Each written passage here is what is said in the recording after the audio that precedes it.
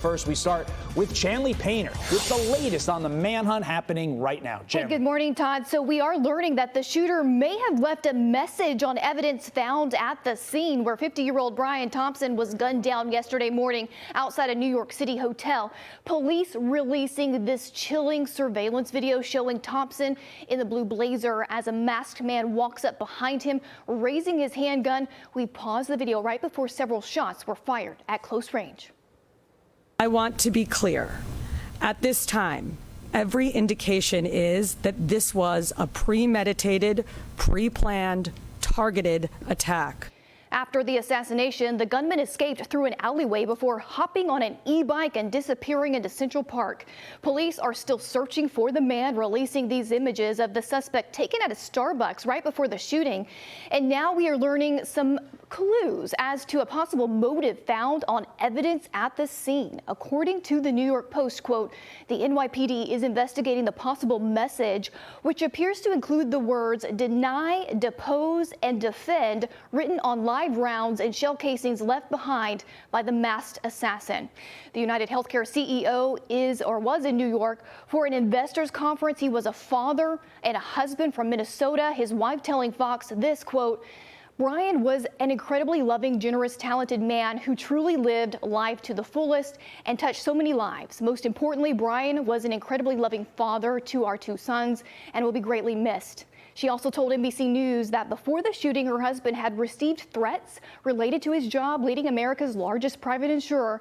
And the shooting also comes as Thompson and several other senior executives are reportedly under investigation by the DOJ for selling a combined $101.5 million in shares just 2 weeks before news of a federal antitrust probe went public back in February. Crime Stoppers is now offering a $10,000 reward for information on the gunman. And get this, the New York Post also reporting that the police obtained the suspect's Starbucks trash he threw away, Todd, so they may actually have his DNA. Chanley Painter, so many unanswered questions. Yeah. We appreciate it. Let's bring in retired New York detective Vincent Maher to try and answer some of them. As a retired detective, what evidence are you honing in on right now? Well, right now they're doing a canvas of the entire area. They're doing a 5, 10, 20 canvas, which means a 5-block radius. They're going to pick every piece of forensics, every piece of video, every piece of audio evidence. Then they're going to expand that to 10-block radius, and they're going to expand that to 20. Anybody who's come in and out of that area, they're going to know who that person is. Facial recognition. They're going to go through trash cans, alleyways. They're not going to leave one stone unturned.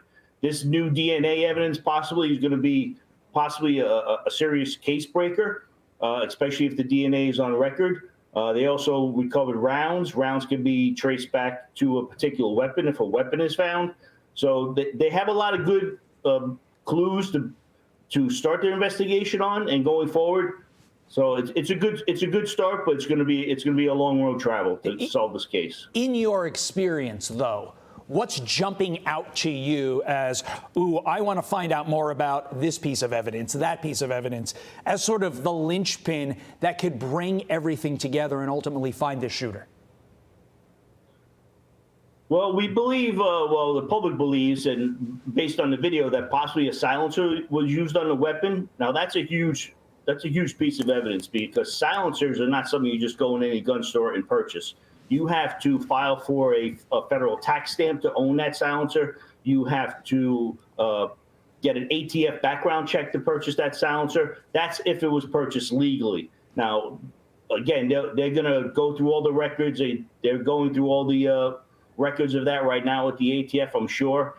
But unfortunately, there's also, thanks to YouTube, people can create their own silencers, their own makeshift homemade silencers, and that's the case, and it's not a legal silencer. It's going to be hard to trace. From the moment we heard about this crime, everybody wants to know why. Why did this happen?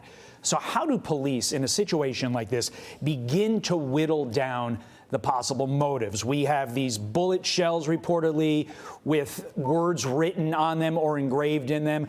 We have an investigation by the feds into this CEO who was shot. We also have an industry, insurance, that creates a lot of enemies. I mean, everybody watching this has probably had a problem with their insurance company at one time or another. Rarely, if ever, has it led to somebody trying to kill an executive at said insurance company. And again, we're not saying that's what happened here, but it certainly has led to speculation. So how do you begin to whittle down the possible motives in an effort to find this shooter?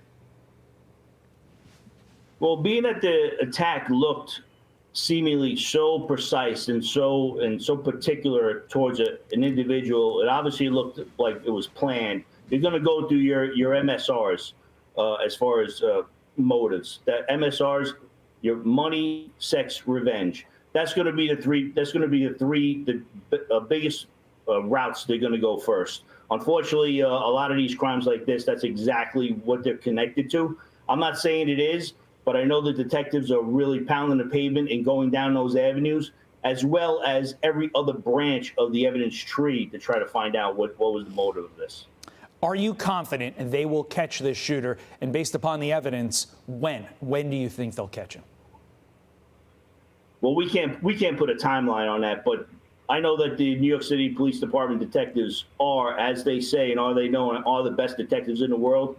I worked with some of these homicide guys when I was on the job, and the homicide guys are the best of the world.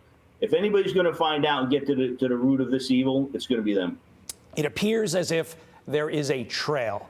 Now, your former colleagues have to connect the dots to find out who did this and why. Vincent, appreciate your time and your insight on this case that is shocking the nation right now.